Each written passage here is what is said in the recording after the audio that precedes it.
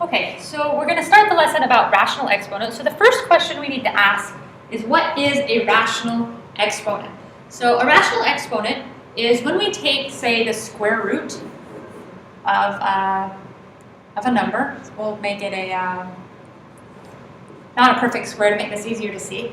When you take the square root of a number, you can also write that as the number to the 1/2 power. The square root is the same thing as the power of 1/2. So we can also say it in the way of, like, say, third root. So the third root of 7 is 7 to the 1/3. The third root being the same thing as 7 to the 1/3 power.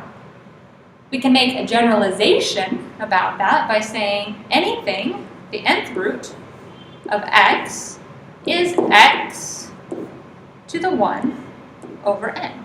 It is the same thing. They mean the same thing. So how can we apply this? How can we use this? So let's do some examples.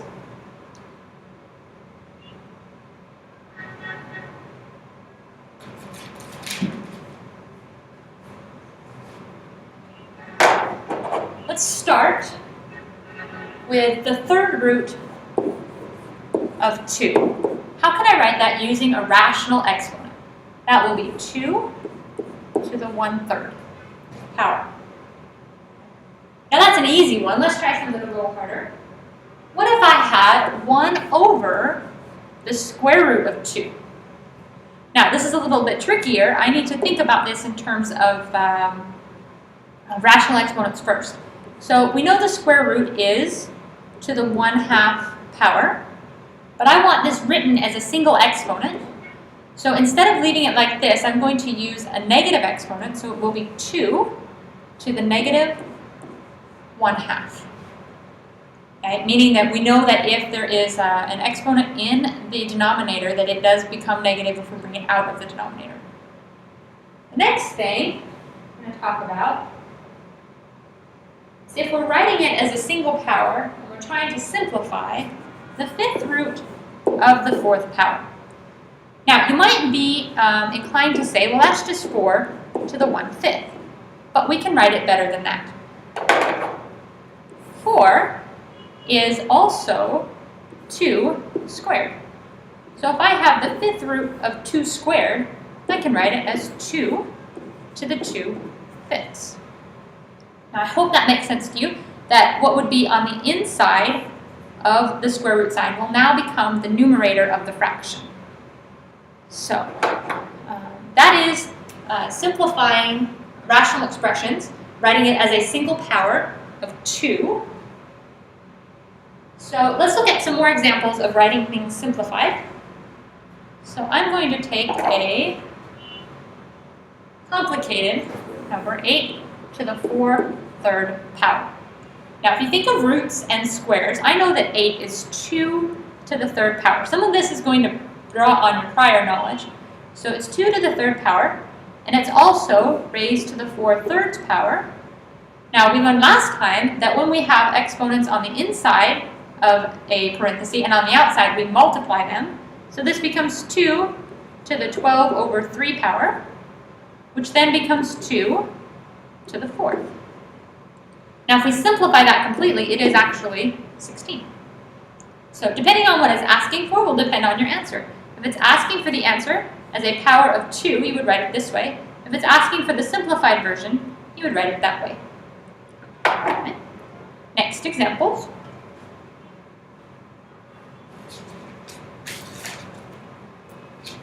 Now, in your book, you're going to have some weird questions that are going to say, write the answer as the form a of x, where a is a prime number